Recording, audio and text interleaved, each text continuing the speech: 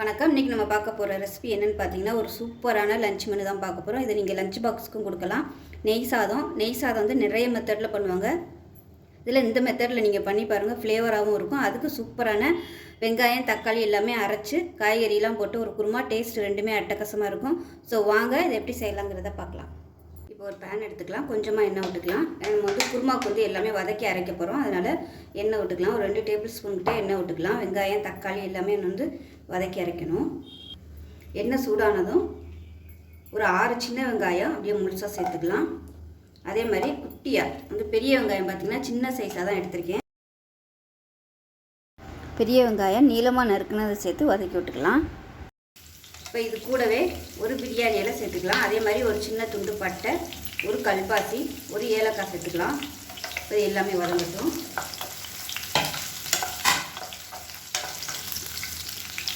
வெங்காயம் எந்த அளவுக்கு வதக்குறீங்களோ அந்த அளவுக்கு குருமா வந்து நல்லா டேஸ்ட்டாக இருக்கும். வெங்காயம் வந்து சரியாக வதக்காமல் விட்டுட்டிங்கன்னா உங்களுக்கு டேஸ்ட் வந்து வேறுபடும். நீங்கள் ஃபுல் அண்ட் ஃபுல் சின்ன வெங்காயம் மட்டுமே யூஸ் பண்ணுறதா இருந்தாலும் யூஸ் பண்ணிக்கலாம். அதுவுமே நல்லாயிருக்கும், டேஸ்ட் வந்து நல்லாயிருக்கும், ஃப்ளேவர் நல்லாயிருக்கும். எப்போயுமே சின்ன வெங்காயம் யூஸ் பண்ணும்போது ஃப்ளேவர் நல்லாயிருக்கும். இப்போ வெங்காயம் லேசாக வதங்கிடுச்சு. இதில் ஒரு கைப்பிடி அளவுக்கு புதினா சேர்த்துக்கலாம். அதோட ஒரு 5-6 துண்டு வந்து இஞ்சி சேர்த்துக்கலாம். ஒரு 7 பல் பூண்டு சேர்த்துக்கலாம். 10லேருந்து 12 முந்திரி பருப்பு சேர்த்துக்கலாம். ஒரு டேபிள் ஸ்பூன் சோம்பு சேர்த்துக்கலாம். குருமாவுக்கு வந்து சோம்பு ஃப்ளேவர் தான் நல்லாயிருக்கும், அதனால் சேர்த்துக்கலாம். இது கூடவே ஒரு டீஸ்பூன் போல் கசகசாவும் சேர்த்துக்கலாம். இப்போ இது கூடவே 8 வரமிளகா சேர்த்துக்கலாம். அதோட மீடியம் சைஸாக ஒரு தக்காளி சேர்த்துக்கலாம். ஒரு 1/4 டீஸ்பூன் போல் கஸ்தூரி மேத்தி சேர்த்துக்கலாம். இதுவும் நல்ல ஒரு ஃப்ளேவர் கொடுக்கும். இருந்தால் சேர்த்துக்கோங்க, இல்லைன்னா விட்டுக்கலாம். இது எல்லாமே நல்லா வதக்கி விட்டுக்கலாம். அரைச்சி பண்ணுறதுனால தக்காளி வந்து ஒன்று சேர்த்திங்கன்னா போதும். இப்போ பாருங்கள், வெங்காயம், தக்காளி எல்லாமே நல்லா இந்த அளவுக்கு வதங்கிருச்சு. இதில் மெஷரிங் கப்பில் 1 கப் அளவுக்கு துருவன தேங்காய் சேர்த்துக்கலாம். சேர்த்துட்டு இதையும் லேசாக ஒரு பரட்டிட்டு கேஸ் அமர்த்திடலாம். இப்போ இதை அமர்த்திடலாம். இப்போ குருமா செய்கிறதுக்கு ஒரு குக்கர் எடுத்துக்கலாம். நான் வந்து இன்றைக்கி குக்கரில் தான் பண்ண போகிறேன். தேவையான அளவுக்கு எண்ணெய் சேர்த்துக்கலாம். நான் வந்து வெறும் எண்ணெய் தான் சேர்க்குறேன். இதில் வந்து நெய் சேர்த்திங்கன்னா இன்னுமே டேஸ்ட்டாக இருக்கும் குருமா ஆகட்டும். தாளிக்கிற ஐட்டம் வந்து எதுவும் போடணும்னு அவசியம் இல்லை. ஏன்னா நம்ம மசாலா வதக்கும் போதே எல்லாத்தையுமே போட்டு நம்ம வந்து அரைச்சிட்டோம். அதனால் இதில் வந்து எதுவுமே தேவை கிடையாது. வெறும் அந்த வாசனைக்காக சோம்பு மட்டும் போட்டு தாளிச்சிட்டு காய்கறியை வந்து ஃபஸ்ட்டு நம்ம போட்டு நல்லா வதக்கி எடுத்துட்டோம்னா டேஸ்ட்டாக இருக்கும். இப்போ பார்த்திங்கன்னா பீன்ஸ் வந்து ஒரு கைப்பிடி அளவுக்கு, கேரட் ஒரு கைப்பிடி அளவுக்கு எடுத்துகிட்டு அதை சேர்த்துக்கலாம். அது கூடவே ஒரு கைப்பிடி அளவுக்கு காலிஃப்ளவர் வந்து நான் முன்னாடியே உப்பு மஞ்சள் போட்டு சுடுதண்ணியில் போட்டு எடுத்து வச்சுருக்கேன். அதையும் ஒரு கைப்பிடி அளவுக்கு சேர்த்துக்கலாம். ஒரு கைப்பிடி அளவுக்கு உருளைக்கிழங்கும் சேர்த்துக்கலாம். இப்போ கொஞ்சமாக உப்பு சேர்த்துட்டு இதை வந்து நம்ம எண்ணெயில் நல்லா வதக்கி எடுத்துக்கலாம். வதக்கி எடுத்தோம்னா நல்லா அந்த காய்கறி வந்து குழஞ்சி போகாமல் நல்லா மேலே வந்து நல்லா கிறிஸ்பியாக அது ஒரு டேஸ்ட்டு கொடுக்கும்.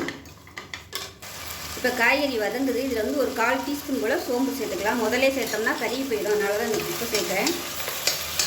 இதையும் சேர்த்து நல்லா ஃப்ரை பண்ணி எடுத்துக்கலாம் காய்கறியை. இப்போ இதில் கொஞ்சமாக ஒரு 2 சிட்டிகை அளவுக்கு கஸ்தூரி மேத்தி சேர்த்துக்கலாம். இது வந்து குருமாவுக்கு நல்ல ஃப்ளேவர் கொடுக்கும். நம்ம அரைக்கையிலையும் சேர்த்துருக்கோம். இது வந்து இப்போ வாசனைக்காக தாளிப்புக்காக மட்டும்தான், அதனால் கொஞ்சமாக சேர்த்திங்கன்னா போதும். இப்போ காய்கறி நல்லா வதக்கியாச்சு. இப்போ நம்ம அரைச்சி வச்சுருந்த இந்த மசாலா பேஸ்ட் வந்து சேர்த்துக்கலாம். இப்போ இந்த மசாலா வந்து எண்ணெய் பிரிஞ்சு வரணும், அந்தளவுக்கு நல்லா வதக்கி விட்டுக்கலாம். வதக்கிட்டு பக்கத்தில் வந்து தண்ணி நல்லா சூடு பண்ணி வச்சுக்கோங்க. இப்போ நல்லா வதங்கினதுக்கப்புறம் நம்ம அந்த சுடு தண்ணியை ஊற்றி குக்கரை மூடி வச்சிடலாம். மசாலா நல்லா வதங்கிடுச்சு. இப்போ குருமாக்கு தேவையான அளவு தண்ணி சேர்த்துக்கலாம். கொஞ்சமாகவே தண்ணி சேர்த்துக்கலாம், திக்னஸ் பார்த்துக்கிட்டு. நான் தேங்காய் இருக்கிறதுனால விசில் வரையில் கொஞ்சம் தண்ணி விட்ட மாதிரி ஆகும். பார்க்கையிலே உங்களுக்கு தெரியும் தண்ணியாக இருக்கா இல்லை கெட்டியாக இருக்கான்னு. கொஞ்சம் நல்லா கெட்டியாக தான் இருக்குது. இன்னும் கொஞ்சம் தண்ணி சேர்த்துக்கலாம். கலந்துட்டு உப்பு செக் பண்ணி பார்த்துட்டு உப்பு சேர்த்துக்கலாம். மஞ்சள் தூள் சேர்த்துக்கலாம். இப்போ தேவையான அளவுக்கு உப்பு சேர்த்துக்கலாம். நல்லா கலந்தாச்சு. மூடிடலாம். மூடிட்டு ஒரு 2 விசில் விட்டுட்டு ஸ்டீம் போனதுக்கப்புறம் பார்க்கலாம். இப்போ ஒரு மிக்ஸி ஜார் எடுத்துக்கலாம். இதில் வந்து ஒரு 1/4 மூடி துருவன தேங்காய் சேர்த்துக்கலாம். 100 ml அளவுக்கு பால் சேர்த்துக்கலாம். இது வந்து காய்ச்சாத பால் தான். இது கூடவே ஒரு 1/4 டீஸ்பூன் போல் கசகசா சேர்த்துக்கலாம். இப்போ இதிலே பார்த்திங்கன்னா 1 கப் அளவுக்கு தண்ணி சேர்த்துக்கலாம். இது வந்து நல்லா நைஸாக அரைச்சிட்டு வடிகட்டி தனியாக எடுத்து வச்சுக்கலாம். இப்போ தேங்காய் பால் ரெடி ஆயிடுச்சு. இப்போ ஒரு குக்கர் எடுத்துக்கலாம். இதில் வந்து நெய் சேர்த்துக்கலாம். நல்லா ஒரு 2 டீஸ்பூன் அளவுக்கு நெய் சேர்த்துக்கலாம். ஃபுல் அண்ட் ஃபுல் நெய்யில் பண்ணுறதுனால பண்ணலாம். நான் வந்து எண்ணெயும் நெய்யும் கலந்து சேர்க்குறேன். இப்போ எண்ணெய் சேர்த்துக்கலாம்.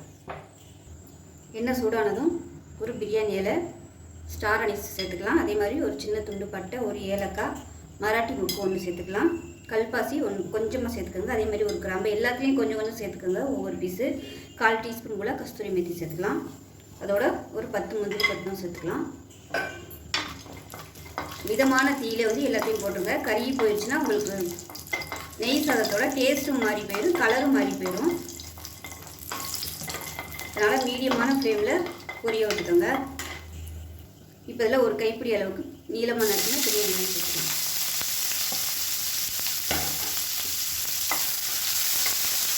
வெங்காயம் ரொம்ப கலர் மாறி வதங்கணும்னு அவசியம் இல்லை. லைட்டாக மாறினாலே போதும். கண்ணாடி பதம் வந்தால் போதும். வெங்காயம் இந்த அளவுக்கு வதங்காது. இஞ்சி பூண்டு பேஸ்ட்டு நல்லா 1 டீஸ்பூன் போல் சேர்த்துக்கலாம்.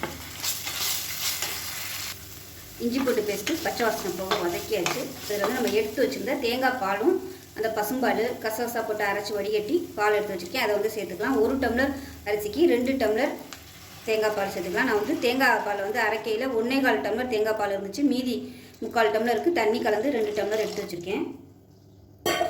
இப்போ வந்து கொதிக்க ஆரம்பிக்கட்டும். பாஸ்மதி அரிசி வந்து நல்லா கழுவிட்டு 20 நிமிஷம் ஊற வச்சு வச்சுருக்கேன். அதுவும் இப்போ தண்ணி இருத்துட்டு வச்சுருக்கிறேன். இதுக்கு வந்து பாஸ்மதி அரிசி தான் நல்லாயிருக்கும். ஜீரக சம்பாவும் பண்ணலாம். ஆனால் இதுதான் நல்லா நீளமாக நல்லாயிருக்கும். அதே மாதிரி முந்திரி பருப்பு எந்த அளவுக்கு சேர்க்குறீங்களோ உங்களுக்கு இந்த நெய் சாதம் நல்லா டேஸ்ட் கொடுக்கும். பால் கசகசா சேர்க்கும்போது உங்களுக்கு நல்ல ஒரு ரிச்சான டேஸ்ட் கொடுக்கும். அதே மாதிரி கலரும் நல்லா வெள்ளையாக வரும் பால் சேர்க்கையில். தேவையான அளவுக்கு உப்பு சேர்த்துக்கலாம். உப்பு வந்து கொஞ்சம் அரை உப்பாகவே சேர்த்துக்கோங்க. ஏன்னா நம்ம குருமா வேறு வைக்கிறோம். ஸோ வந்து ரெண்டுலேயுமே உப்பு வந்து சரியாக இருந்துச்சுன்னா உப்பு அதிகமாக இருக்கிற மாதிரி இருக்கும். அதனால் ஏதாவது ஒரு இதில் வந்து உப்பு கம்மியாக சேர்த்துக்கோங்க. இப்போ நல்லா கொதி வர ஆரம்பிச்சிருச்சு. இப்போ வந்து நம்ம அரிசியை சேர்த்துக்கலாம். லஞ்ச் பாக்ஸ் கொடுக்கையில் 1 டம்ளருக்கு 2 டம்ளர் தண்ணி வச்சுக்கோங்க. அதாவது தேங்காய் பால் எடுத்துக்கோங்க. உடனே நீங்கள் சாப்பிட்ற மாதிரி லஞ்சுக்கு பண்ணுறீங்க அப்படின்னா நீங்கள் 1.5 டம்ளர் கூட வச்சுக்கலாம். 1.5 டம்ளர் வச்சிங்கன்னா சாதம் நல்லா உதிரியாக வரும்.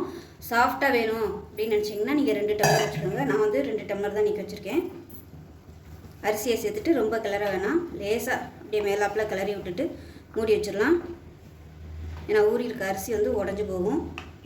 இப்போ மூடி வச்சுட்டு 2 விசில் விட்டுக்கணும். 2 விசில் விட்டிங்கன்னா போதும். அதுக்கு மேலே விட்டிங்கன்னா குழஞ்சி போகும். நான் தண்ணி வந்து நம்ம கூட வச்சுருக்கோம். அதனால் குழஞ்சி போகிறதுக்கு வாய்ப்பு இருக்குது.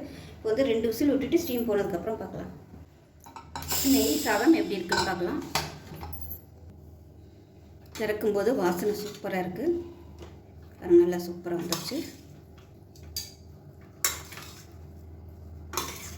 சாஃப்டாக கிளறி விட்டுக்கோங்க. அருமையான நெய் சாதம் ரெடி ஆயிடுச்சு. இது வந்து தாராளமாக ஒரு 3 பேர் சாப்பிடலாம். நம்ம வந்து குருமா எப்படி இருக்குன்னு பார்க்கலாம். பாருங்கள், நல்லா அருமையாக வந்துருச்சு. இவ்வளோக்கு இருந்துச்சு. வற்றுனதுக்கப்புறமா இந்த அளவுக்கு வந்திருக்கு. 2-3 விசில் விட்டுருக்கேன். கரெக்டான அளவில் இருக்குது பாருங்கள். ரொம்ப தனியாக இல்லை. நம்ம சாதத்துக்கு ஊற்றி சாப்பிட்றதுக்கு சூப்பராக இருக்கும். வெங்காயம் தக்காளிலாம் எதுவுமே இல்லை. ஆனால் அந்த மசாலா ஃப்ளேவரும் காய்கறி மட்டும்தான் இருக்குது. இந்த மாதிரி இருந்தால் தான் நல்லாயிருக்கும் சாதத்தோடு ஊற்றி சாப்பிடையில். வெங்காயம் தக்காளி மற்ற ஐட்டங்கள்லாம் இருந்துச்சுன்னா சாப்பிடையில் டிஸ்டர்பாக இருக்கும். குழந்தைகளுக்குமே வந்து இந்த மாதிரி இருந்துச்சுன்னா விரும்பி சாப்பிடுவாங்க. இப்போ பாருங்கள், அருமையான நெய் சாதமும் குருமாவும் ரெடி ஆயிடுச்சு. ஒரு தடவை இது மாதிரி லஞ்சுக்கு செஞ்சு பாருங்கள். டேஸ்ட் நல்லா அட்டகாசமாக இருக்கும். நல்ல ஃப்ளேவராக இருக்கும். நம்ம கசகசா பால் தேங்காய் பால்லாம் சேர்த்துருக்கிறதுனால நெய் சாதம் வந்து நல்ல ஃப்ளேவராக இருக்கும். நம்ம கல்யாண வீடெலாம் சாப்பிட்டா எந்த டேஸ்ட்டில் இருக்குமோ அதே டேஸ்ட்டில் இருக்கும். சாதம் பார்த்திங்கன்னா நல்லா சாஃப்டாக இருக்குது. ஒரு பருக்க கூட உடையில பாருங்கள். நல்லா நீளமாக இருக்குது. ஸோ இந்த மாதிரி தான் இருக்கணும். ஸோ இதே மாதிரியே செஞ்சு பாருங்கள். செஞ்சு பார்த்துட்டு எப்படி வந்துச்சுங்கிறத சொல்லுங்கள். வீடியோ பிடிச்சிச்சுன்னா லைக் பண்ணுங்கள், கமெண்ட் பண்ணுங்கள், சேனலை சப்ஸ்கிரைப் பண்ணுங்கள், பக்கத்தில் பெல் பட்டனையும் ப்ரெஸ் பண்ணுங்கள். நன்றி.